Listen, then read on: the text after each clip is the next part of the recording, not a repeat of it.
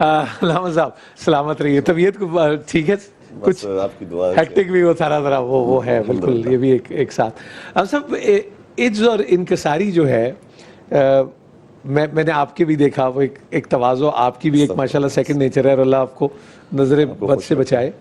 لیکن وہ جو ہمارے جو پیرامیٹرز ہیں اس کے اندر میں تو بڑا لک ڈاؤن سا کیا جاتا ہے کہ اس آدمی کو تو اپنے پوٹینشیل کا ہی نہیں پتا, یہ نہ چنگاڑتا ہے, نہ چیختا ہے, نہ چلاتا ہے, نہ گوش مالی کرتا ہے. تو مگر پھر ہم نے کس چیز کو اپنے مد نظر رکھا ہوا ہے, اور جن کا ہم ذکر خیر کرنا چاہتے ہیں انہوں نے کیا مد نظر رکھا, فرما دیجیے. بسم اللہ الرحمن الرحیم. بہت اہم نقطے کی طرح آپ نے اشارہ فرمایا کہ اگر ہم نہ اپنی آواز کو لاؤڈ کریں تو لوگ یہ کہتے ہیں کہ یہ بیچارہ ہے, اس کی کیا بات مانی جائے.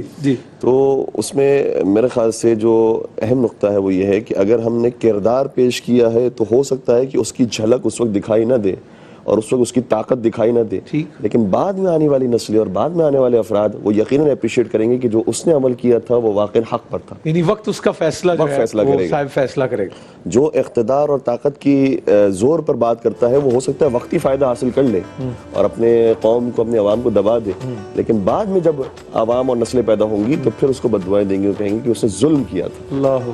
اس لیے مولانا متقیان کا ایک بڑا خوبصورت فرمان ملتا ہے. جب ایک عالم دین نے ان کو خواب میں دیکھا, سوال کیا کہ یا امیر المومنین, آپ کے پاس جب حکومت آئی, اقتدار آئی, تو بہت سارے ایسے تھے جنہوں نے آپ پر ظلم ڈھایا تھا, آپ نے ان سے انتقام کیوں نہیں لیا؟ تو فرمایا کہ اگر میں بھی انتقام لے لیتا تو میں بھی انہی جیسا ہو جاتا, اس لیے میں نے معاف کرنے کی اور بخشش کی روش کو اختیار کیا جو میرے آقا حضور سرور کائنات حضرت محمد مصطفیٰ صلی اللہ علیہ وسلم کی تھی.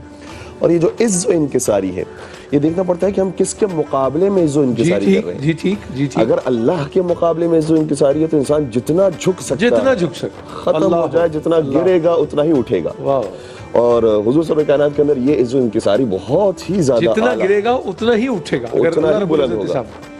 تو حضور صلی اللہ کائنات میں جو پروردگار کے مقابلے میں عز و انکساری ہے وہ اعلیٰ پیمانے کی ہے. جو قرآن کریم کی آیت بھی ہے کہ قل ان صلاتی و نسکی و محیای و مماتی للہ رب العالمین, میرا جینا مرنا, میری ساری نمازیں عبادتیں سب اللہ کے لیے ہیں, میرا کچھ ہے ہی نہیں اس کے اندر. اور پھر حضور صلی اللہ کائنات کا ایک اور ہم مرحلہ دیکھتے ہیں کہ آپ اپنے ہم جنس افراد سے, عام انسانوں سے بھی کس طرح سے برتاؤ کیا کرتے تھے. امیر کائنات حضرت مولا علی مرتضیٰ شاہ فرماتے ہیں کہ میں نے پیغمبر اکرم کو دیکھا کہ جب کوئی ان سے ہاتھ ملاتا تھا تو اس وقت تک ہاتھ چھوڑتے نہیں تھے جب تک وہ خود نہ چھوڑ دیں. سبحان اللہ.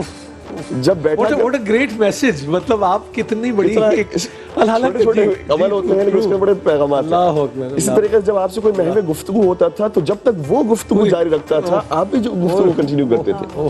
اسی طریقے سے جب کوئی آتا تھا آپ کی خدمت میں تو اس کو سلام کرنے میں پہل فرمایا کرتے تھے. اسی طریقے سے یہ بھی ملتا ہے کہ آپ کبھی سواری پر سوار ہوا کرتے تھے اور یہ فرماتے تھے کہ اگر کسی گدھے کے اوپر بھی اس کا زین موجود نہ ہو تب بھی میں اس پر سوار ہوں گا, اور اگر کوئی مجھے راہ چلتا ہوا راہ گزر نظر آئے گا تو اپنے ساتھ اسے بھی بٹھا لوں گا تاکہ وہ بھی پریشانی